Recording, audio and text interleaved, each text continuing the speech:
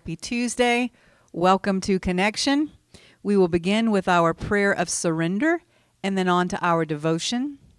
Spirit of truth, carry me where you will. Bring to me what you will. Take from me what you will. Awaken in me what you will. The Christ man is around me. The Christ mind is in me. The Christ power flows through me, and the Christ mystery exists as me. I believe it, I perceive it, and now I receive it. I am surrendered. Amen. And so it is. All right, so our devotion this morning is the speck and the plank. And here is our affirmation. My life is too powerful and purposeful to waste it searching for the speck in my neighbor's eye. I will not make a habit of committing the spiritual sin of judging others. I almost said judging. Instead, I will focus my mind on fully connecting with the unconditional love of God. Once I have been baptized in love, I will overcome my need to judge. God's love will enable me to see others through the eyes of love. Only then will I be able to compassionately offer them help and restoration without judgment. All right, so then the text says Jesus asks a very thought-provoking question. Why do we spend our time and energy searching for the speck in someone else's eye without considering the plank in our own eye? A speck is a small thing. However, a plank is a much larger thing. In essence, Jesus is saying our desire to judge is the bigger issue here. The smaller issue is whatever another person may be struggling with in their own life. Unfortunately, many people focus more on another person's speck, their sin, than on their own plank, judgment of others. We are encouraged to get rid of the plank, our desire to judge others, and then we will miraculously be able to see clearly and bring healing to others, help them remove the speck. Assisting others on their journey toward renewal and restoration can only be done with love and compassion. So this is one of those principles that most people know, but that not everybody practices. The best illustration I can think of is when you're on a plane and you're about to take off, and the flight attendants come up and they say, should the cabin pressure fail or whatever, the masks are going to come down. And before you try to help your child or another person, what's the next instruction? Put your own on. Now, why is this important? Because we don't always think clearly in an emergency situation. And sometimes our desire to help others overcomes our common sense. And common sense tells us that if we pass out from a lack of oxygen, we're not going to be of much help to our child or anyone else. So take care of yourself first and then proceed to help others as you can. This is the same principle. You can't help others heal their issues until you have a firm handle on your own, and judging them helps no one. So what's that old saying? Sweep up around your own front door before you start talking smack about other people, how dirty other people's porches are. I kind of added that. I paraphrased. All right, so here's our ending prayer. Spirit of God, let me see through eyes of love today. Grant me the strength to build up, not break down. Give me the courage to restore, not condemn. Today, I surrender my need to judge others and open my heart and mind to be filled with your love. I want to see others as you see them. Amen. Okay, I'm excited about today's teaching. Last week, we talked about shifting into a new paradigm on the backdrop of a bigger subject that we've been talking about for a few weeks that includes the divine Trinity. And if you're uncomfortable, which I admit I'm still a little uncomfortable calling anything except the Father, Son, and the Holy Spirit the divine Trinity. So if you'd rather say the divine triangle, we can describe it that way. That includes consciousness, information, and meaning. And we talked about how last week we talked about how those things specifically relate to intention. We're going to continue down that road today somewhat. It's intention adjacent. I told you last week there was still so much information on this topic to be explored, but that this week I was going to focus on what all this has to do with the concept of free will that my brother has been doing a series on Sundays for the past month. So again, like last week, I'll warn you in advance that we may do a little bit of bouncing around, but hopefully I'll be able to tie it all together for you. And I especially want to talk about the subject of free will today because I think it's really important for us to not misunderstand some of the things that my brother has been saying. Nothing I say today will disagree with anything he said, but rather will explain it in a little more depth or maybe look at it from a slightly different angle so that there won't be any misunderstanding. In the very first sermon of the series, he gave 3 examples from the Bible that were meant to show that in times past, God has done things to seemingly override the will of man. He talked first about the Apostle Paul while he was still known as Saul, the persecutor of Christians, and he had an encounter with Jesus, even though he didn't physically see him, on the road to Damascus, where he was knocked off his horse and made temporarily blind and heard a voice asking him the question, "Why are you persecuting me?" And Saul understood this to be the voice of Jesus. So after this dramatic encounter, he became Paul and was converted to Christianity, which was at that time simply called the Way. They didn't call it Christianity then. So that was example number 1. Then he talked about Jonah and how God told him to go to Nineveh, but he refused and instead got on a boat going in the opposite direction until a storm came up that was so bad that everyone on the boat thought they were going to die, whereupon Jonah told them that he was the reason for the storm because he had disobeyed God, and if they would throw him overboard, the storm would stop and they would be saved, which they did. And then we all know the rest of the story. He was swallowed by a great fish who, after 3 days, spat him out onto the shore of Nineveh, where God had told him to go in the first place. Then the third example was of Peter, who had been raised a devout Jew, and he was sent to the house of Cornelius, who was not a Jew, but a Gentile. And these were people that Peter did not especially like and had no dealings with. But he was also, and not only was he a Gentile, he was also a tanner, which meant he worked with the skins of dead animals, which was strictly forbidden to Jewish people by their laws and customs. And while Peter was there, though, he had a dream about a bunch of animals, and God said to him, "What I have cleansed, don't call common or unclean." And this was supposedly to teach Peter not to be prejudiced.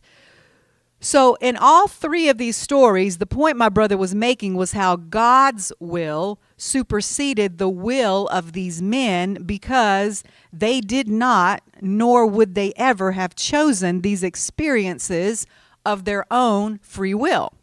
And then he extrapolated that out to say that it's not necessary for us to choose salvation as an act of our free will, as the majority of the Christian church still teaches today. He argued that Jesus' death on the cross was a finished work that made the salvation of mankind a fact that no man's will or lack of choosing can change. And I get that. I totally understand the point he was making, that salvation, or rather the reconciliation of man back to God, which, time out, since we're talking about fallacies, his series title is The Fallacy of Free Will. That's also actually a fallacy, that man even needed to be reconciled to God. Man has only ever been separated from God in his own mind, and has only ever needed reconciliation on his side. But as I said last week, that's been the paradigm of mankind for a long time. And at that time, they believed that they were separated and in need of reconciliation and salvation. So Jesus provided that for them, for their sake, though, not because God required it. So I understand his point that God's will or plan was for mankind to become aware that they are not separated from God, and that was carried out once and for all by the historical man, Jesus of Nazareth. And that plan or aspect of God's will, if that's what you want to call it, in no way depends upon the free will of man to choose it. It's just a fact. Said another way, every human is saved or reconciled to God, whether he or she chooses to be or not. All the examples he used were to further show how man's free will can be and has been superseded, or as I said, overridden by God's ultimate will time and again. However, I think if you look at those examples on a surface level only, you could come away thinking that what he's talking about is something similar to predestination, which is defined as the belief that God has predetermined who will receive salvation and who will not. Or more specifically, that each individual's life or life plan is predetermined by God, and that there's not a lot you can do about it. You either do it God's way, or he'll cause circumstances in your life to make you do it his way. Which kind of flies in the face of the whole idea that we definitely believe in here, that as divine beings created in the image and likeness of God, we have the ability to create our own reality. So how can both of those concepts be true at the same time? Well, this is how I have worked it out in my mind, and I'll offer you this explanation in case you have struggled with it a little as I have, and then you can agree or disagree. This is the way I think about it. In every realm of life and existence, there are rules or laws that govern things. Every sport has its own set of rules. Every game you play, every country has a set of laws that are called civil laws. Now those are man-made. There are also things we call laws of nature that we have observed over the millennia, as well as biological laws that man had nothing to do with. And then there are spiritual laws and principles that people use to govern their lives, and a lot of these laws are relative or only apply in certain places, such as the law of gravity.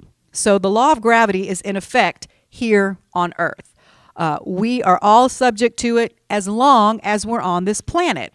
It's not something we must use our free will to choose, and it remains true whether we believe in it or not. If you go up to the top of a tall building and jump off, the law of gravity says you're going to fall to the ground. You don't have any choice in the matter.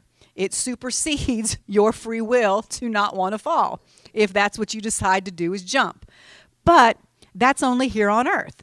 If you get in a rocket and are propelled out beyond the Earth's atmosphere, you are no longer subject to the pull of gravity. It doesn't exist out in open space, or say, for example, on the moon. So let's talk now for a minute about things we call universal laws, which presumably means they are the rules that govern the universe and that are true for everyone, whether we believe in them or not. These are principles and concepts that have proven over the years to be true and unchanging and are not subject to our choosing them. They simply are.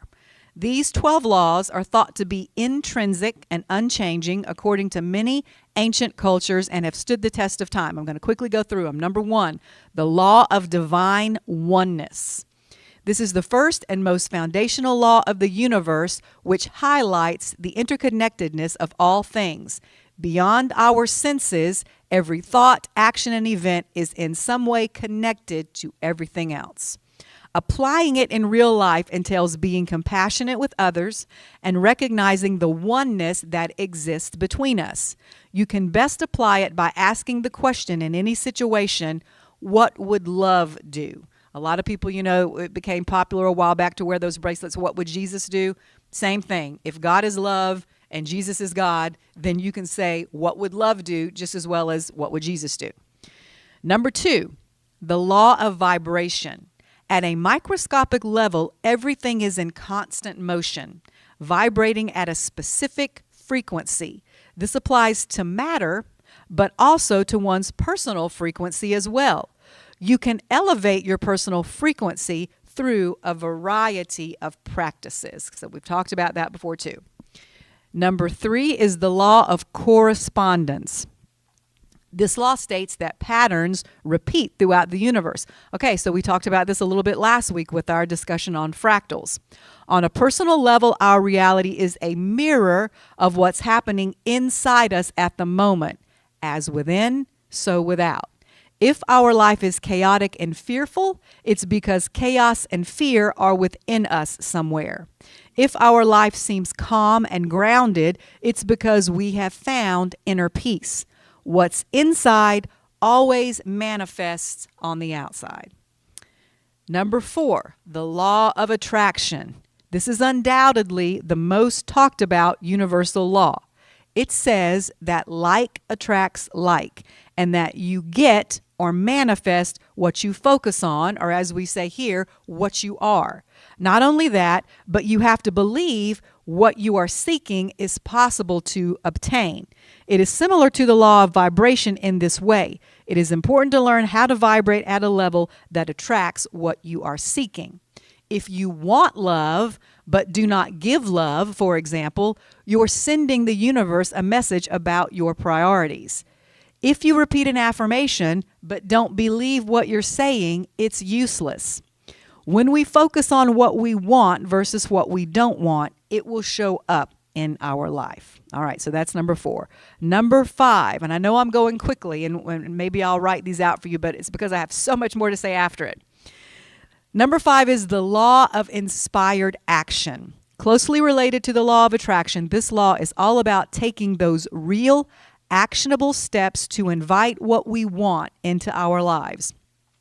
Okay, so like we were talking about in the devotion yesterday morning, you must have faith, which is the substance of things hoped for and the evidence of things not seen, combined with faithfulness, or taking those steps that you can to make those things that you hope for your reality. All right, so that's the law of inspired action. Number 6, the law of perpetual transmutation of energy. On an energetic level, everything in the universe is constantly evolving or fluctuating. Every action is preceded by a thought, with thoughts themselves having the power to eventually manifest in our physical reality. Knowing this, we can actively seek to uplift any negative energy around us by holding and maintaining positive thoughts and actions. Number 7, the law of cause and effect. Relatively straightforward, this law highlights the direct relation between actions and events. Often, we can't see the effects right away, but they will come around. What you put out may not come back to you at that moment, but the vibration and energy has a ripple effect, and you will eventually be affected by it as a result.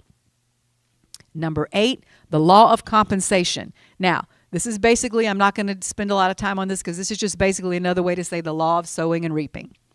Number 9, the law of relativity.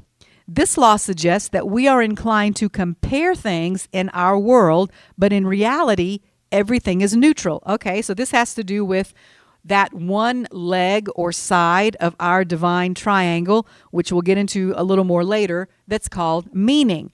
Things are neutral until we give them a meaning, until we label them something. Relativism exists in all things, and in the end, meaning comes down to our perspective and perception. This law can help us understand the tougher parts of our lives with greater compassion. For example, if we're feeling ungrateful for our living situation, it could be because we're comparing our arrangements with someone else's. Instead, we'd be better off appreciating what we have without needing to compare it to something else. Okay, number 10, the law of polarity. This law says that everything in life has an opposite. And again, I'm going to say here on earth, that's not true in the spiritual realm. That's oneness. But here on earth, everything has an opposite. Good and evil, love and fear, warmth and cold. The key is understanding that these are all just two sides of the same coin. All right, so this would be one of the, like I said, one of those laws like gravity that only applies while we're here on earth. Duality exists here. The good thing to remember is that all contrast brings more clarity. Or as Esther Hicks says, when you find out what you don't want, it's easier to know what you do want. Okay, 11, the law of rhythm. Cycles are a natural part of the universe. Physically, you can think about the seasons on Earth. In our own lives, we can remember that integration is just as important as growth. Okay, we've talked about that as well before. If you have this big growth spurt, whether it's physically or emotionally or spiritually, you got to give yourself some time to get used to that new place you're in. You know how sometimes when kids are going through growth spurts, they get clumsy because they're not used to being their height or their feet being that big. So integration, letting it settle in, is just as important as growth. Take note of your own inner rhythms and try to work with them instead of fighting them. 12th and finally, the law of gender. This law has to do with the masculine and feminine energy that exists in all things. Historically, much of our society has operated from a masculine hustle and do mentality, which doesn't allow for much room to just be. All of us must learn to achieve a balance between our own divine masculine and divine feminine energies in order to live more authentically. All right, so I know that was a lot, but I went through them all for a reason. When we hear someone talking about God's will overriding or superseding our own free will, it's easy to create God in our own image rather than the other way around. And we imagine him as some kind of bully or narcissist who always has to have things his way and will force you to do it his way if you don't do it voluntarily and if he has to. We could look at each of the examples I gave earlier through that lens and come to that conclusion. Or we could understand that we live in a world that is governed by universal laws, 12 of which I just read to you. And when you break those laws, there are natural consequences that will follow. And it's as simple as that. I bet if we took the time to look closely, we would find in each of those 3 Bible stories that we talked about earlier that those men had broken one or more of those laws. Right off the top of my head, I can tell you that they all broke the first law, which was divine oneness, because they rejected their brothers, their fellow human beings in some way, and therefore they reaped what they had sown. So I want to go to a piece now by Esther Hicks to wrap up this particular part of the teaching before we move on to talking about how we can use our free will to create our reality rather than escape from the reality that we have allowed others or society to create for us. So this piece is called How to Use Your Mind to Control the Energy Field. And she says, what happiness really is you being in sync with the laws of the universe and allowing the energy those laws produce to flow towards you through the natural process of unfoldment. Sometimes you want to jump too quickly to the manifestation because you really feel that the loneliness you're feeling is due to the absence of something you want that you don't have. And you think that if you could just manifest the thing you want, that you would feel better in the presence of it than in the absence of it. Now, if you'll remember, years ago, I did a teaching called About Gestation, and I made the comparison to a woman being pregnant. Okay, so yeah, maybe the woman at the 4-month mark is really ready to have that baby. She wants to see her baby. She wants to meet her child. But what would happen if she had it at 4 months? That child's going to have a lot of issues because it wasn't done with the gestation process. So that's what Esther Hicks is saying here, that sometimes we want to jump straight to the manifestation when we haven't been aware of the energy that has to come to us first. She says, but what you must understand is that when you jump to the action before you allow the energy to flow to and through you, it will never be satisfying. It's all about tuning and refining your energy and syncing up with the way your inner being is looking at the energy. All right, now, time out. I want to stop right here and remind you of something we talked about several weeks ago, when we were discussing our stabilizing statements, okay, when we were talking about that, our electrical energy that's in our bodies. If you'll remember, as we came up the body, each part had a statement that was coming from the right side, or the masculine, and then another statement that was coming from the left side, or the feminine. And then when those two statements combined, they created a third statement that represented the perfect balance. Does everyone remember that? Okay, but who remembers what happened when we got up to the crown chakra? Okay, there was no more duality there. There was no more polarity. There were no more opposites, because here in the crown chakra, which represents our connection to spirit and to our own higher self and inner wisdom, that's where oneness exists. And so our stabilizing statement here is, my will is one with God's will. This is when and where we get into alignment with God's will and God. Okay? It's God's will is not to be looked at as some version of a man who is just using all of us as pawns to do his bidding and to carry out some great plan that he has. But the whole universe as a complex system that is based on and made from love and goodness. That's what God's will is, this whole universe that he created with the universal laws in place. And just like I said a few moments ago, every system has rules and laws that govern it. So when you stay within the boundaries of those rules and in alignment with those laws, which I would say would be things like loving your neighbor as yourself, treating others as you want to be treated, as well as all those 12 universal laws plus more that I just read. When you are living and moving and operating within the framework of those rules that govern this complex system that we call the universe, then your life path is smooth.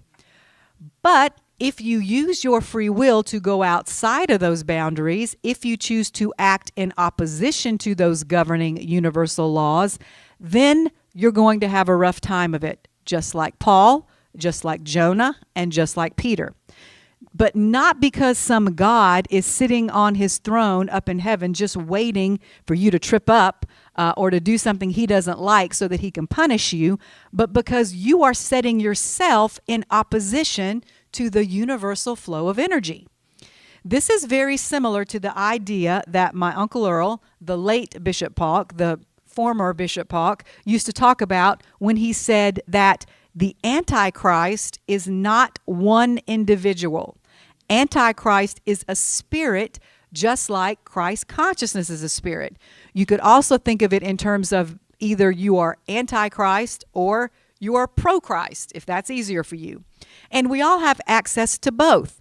And that's where our free will comes in.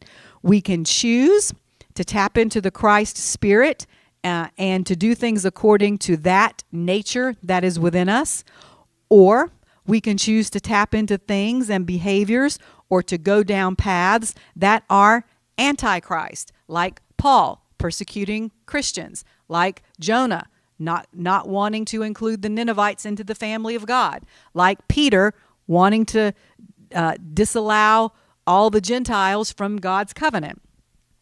And those two paths will produce very different experiences for us, but it's not about a capricious God somewhere saying, do it my way or else. I would never want anyone to listen to what my brother has been teaching and to come away thinking that.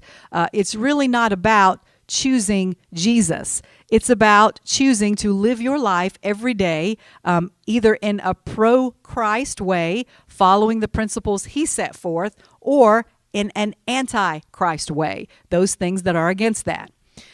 So I hope that clears up any misunderstanding of that whole concept. I know it really brought me a lot of comfort when I began to think of it in those terms.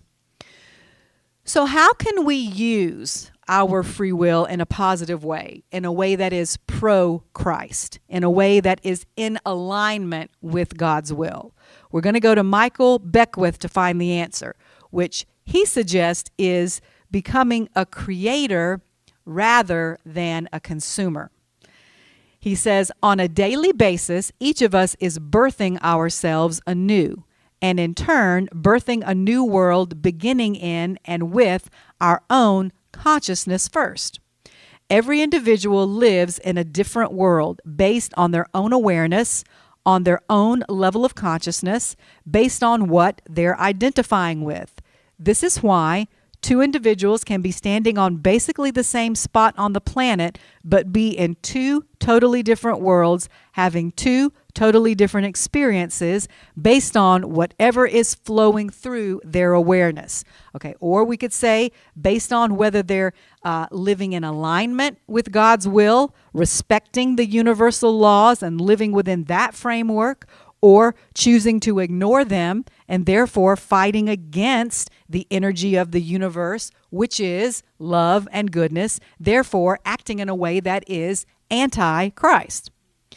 So go back to Michael Beckwith. In this way, we are collectively birthing our society as we go. And as we're doing this, we must become aware of something called the Job effect and be careful not to fall prey to it. Job said, "What I have feared most has come upon me." In other words, he had so much energy flowing toward what he did not want to experience, his family becoming sick, his own body becoming diseased, his friends walking away from him, his possessions being taken from him, that he manifested those things into his reality.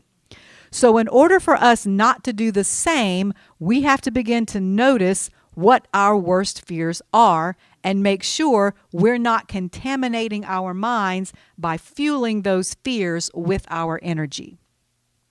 The universe doesn't choose bad things for you. It simply responds to you and to what you yourself are flowing most of your energy toward. Again, the universe in a lot of areas, it's sometimes neutral, and we have to give it a meaning before so it just gives us back what we make it to mean. So what you want to do is begin to flow most of your energy in the opposite direction from fear, which would be toward love. Love and fear do not and cannot exist in the same frequency. So you must make sure you are in the frequency of love as much of the time as possible. How do we do this? There's something I call, and this is him talking, the great pirate. And it's anything that steals your attention away from where it should be. Another name for it is entertainment. Entertainment can be a diversion that keeps our focus on things external to us. When we are being entertained by something, it's easy for us to project all of the good that's naturally inside of us onto another individual. Somebody dunking a basketball or singing a song or acting in a movie. And then after it's done, we just go back to our life. But it is possible to use the great pirate to our advantage. This is how we do it. When we're in the entertainment frequency, when we're watching something great or that we find beautiful, we should ask ourselves, how can I unleash my own greatness? We can use that form of entertainment, whatever it may be, as inspiration so that we are no longer passive consumers, but active creators. When you just sit there taking it in without asking yourself that question, you are missing a great opportunity and are basically just numbing out. But when you ask yourself what it is you can contribute as a result of what you're feeling in that moment, you are activating your own greatness and are inviting in the frequency of love and creativity. You're now in the realm where God dwells. God is a giver. God is a contributor. God makes his surroundings better. And when you do the same, you are on his frequency and in alignment with his will. I would add here, you are allowing God's creativity to flow through you. We are created by God, we are creative like God, and we are creating as God. When you allow whatever entertainment you're consuming to inspire you to create something of your own to contribute to society, you will no longer get caught in the undertow of the atmosphere of fear that is currently sweeping through our world. and you lift yourself up to the vibration and frequency of perfect love. Then, he says, when the headlines scream about all the awful things that are happening, you ask yourself, how can I answer the call of this societal prayer? In other words, when we see something egregious happening somewhere on the planet, it becomes for us a call for our compassion, our love, and our peace. And we can learn to turn the headlines into heart lines. I love that. And use them not to feel trapped and fearful, but to inspire us to activate the greatness within us in order to contribute in some way to the betterment of our world. You see what is needed, and you begin to fill the need as you are able, even if it's just to say a prayer for someone, even if it's just to share a smile or perform a small act of kindness. People who consume information, all right, so there's another side of our divine triangle, information. People who are consumers only, okay, I would say of information or anything else, when you take without giving back, okay, which is another universal law, that law of compensation or reciprocity. Those people, the ones who are always taking and never giving, are the people who find themselves subject to the Job effect. They're the ones who subconsciously or unconsciously get swept along in the tide of fear and negativity because they are out of balance. They're taking in all this information, much of it negative, but they're never giving anything back. They're never being a part of the solution. They're never taking any action to make it better. They are consuming but not creating. And we are meant to do both. All right. So thank you, Reverend Dr. Beckwith. That was great. I want to end today with a couple of examples of my own to give you a mental picture. And neither of them are from the Bible. One is from a commercial I saw while watching the Olympics, and the other is a line from a dramatic series I've been watching on Amazon. So this will be a perfect illustration of what Michael Beckwith just talked about. I consumed some information in the form of entertainment, and then I let it inspire me to some form of action. The action of sharing it with you today to make these points that I want to make.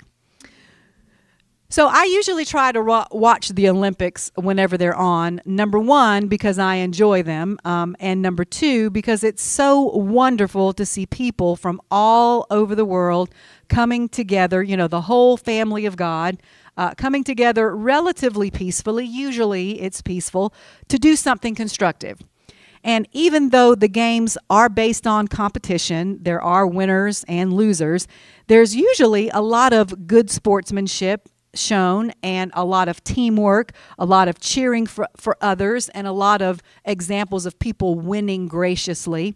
I remember one incident in particular in one of the past games where a runner fell, and another runner who was actually on track to win the race essentially gave up his chance to win in order to stop and help that other runner up and encourage him to cross the finish line, and they crossed together. And I'm tearing up even remembering it now because I remember sitting there in tears watching that happen.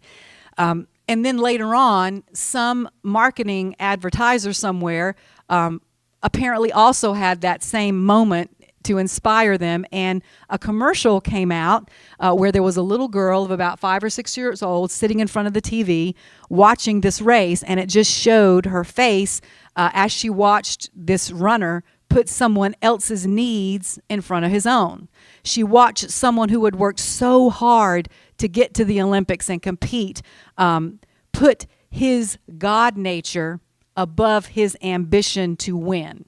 And it said something at the end like, this is the true Olympic spirit, and this is what we should be teaching our kids. And I could not agree more. It was fabulous, and those are the Olympic moments that are actually my favorite. There's nothing wrong with winning or wanting to win, but it should never be overshadowed by our lower nature frequency. Which brings me to the recent commercial that I saw just the other night that was the complete opposite of that, and it literally hurt my heart when I saw it. It's by a very famous shoe company that will remain nameless. It shows all of these shots of different athletes competing against each other with these really mean looks on their faces. And the narration goes like this. Am I a bad person? I'm single-minded. I'm deceptive. I'm obsessive. I'm selfish. Does that make me a bad person? I have no empathy. I don't have any respect for you. And then the narrator actually laughs.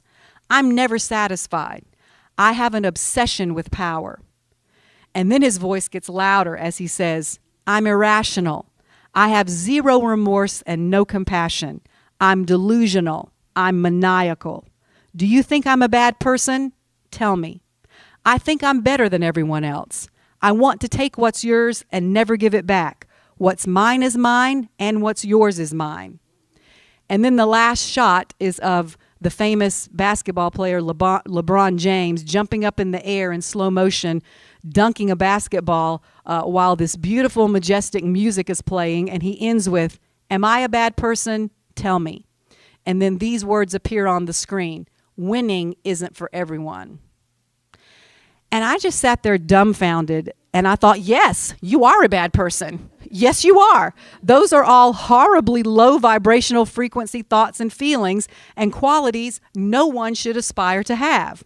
There's nothing noble or righteous about any of that. And it makes me so sad to know that someone watched a sporting event and then took that information in, and that's what it inspired them to give back, to create a commercial that feeds into the lowest forms and aspects of competition and showcased athletes' worst behavior. And someone used their free will to create that, to put that out there.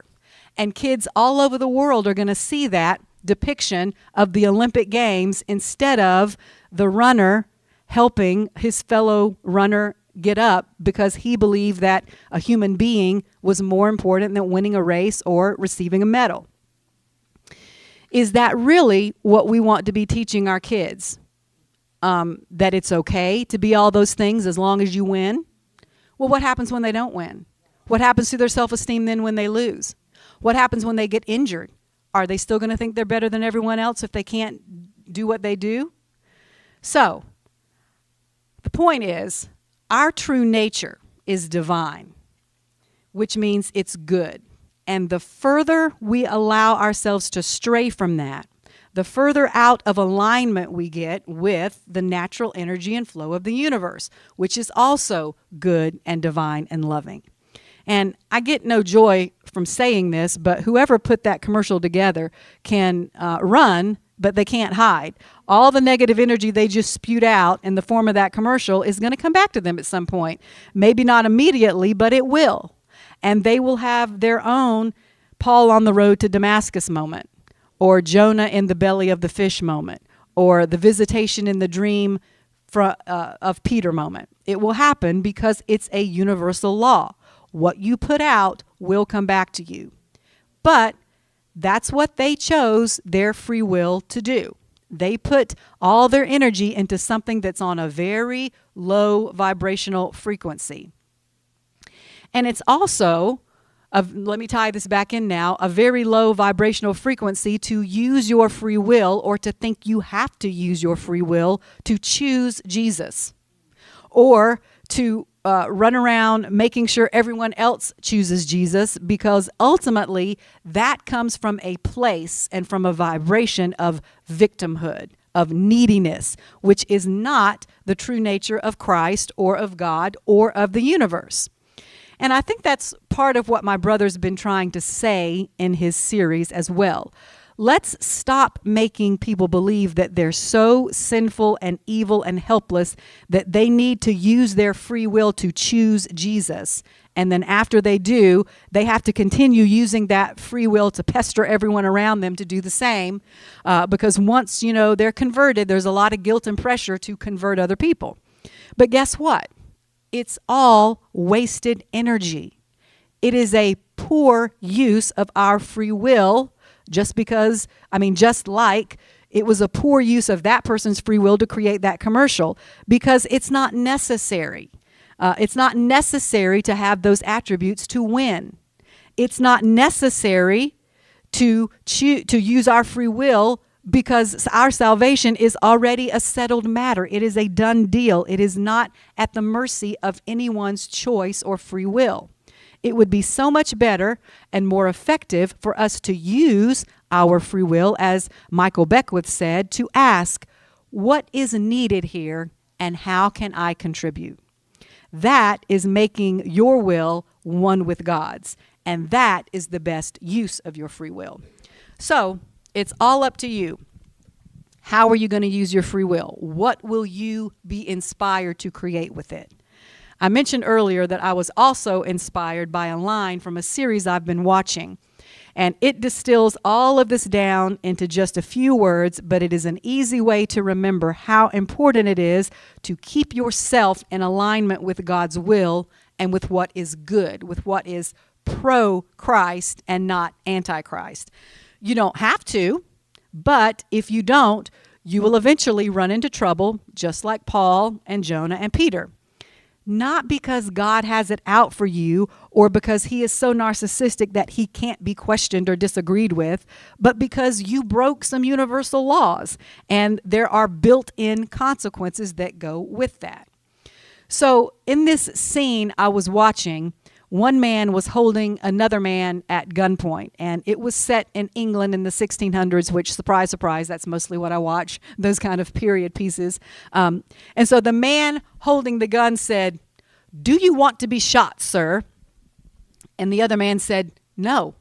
And the first man said, "Then behave differently." And I thought, that was the most British thing I have ever heard. "Do you want to be shot, sir?" "No." "Then behave differently." And even though it was a serious moment, it was a little comical. I laughed so hard because that's really as simple as it gets. Do you want to be shot? Do you want to reap the consequences that come from using your free will to be out of alignment with God's will? Do you want to have to go through some turbulent, dramatic experiences in order to understand that you need to get yourself back into alignment with the way the universe works? No? Then use your free will to behave differently. Amen. Amen. Let's stand together and sing "Blessed Always," which we are. Blessed always, blessed always, for the arms of God surround us. Let our joy be so triumphant that we rest in God and say Amen. Blessed always, blessed always, for the arms of God surround us.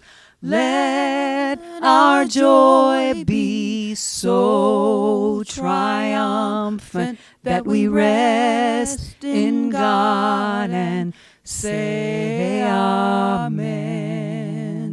I love you. Be at peace. We'll see you next week.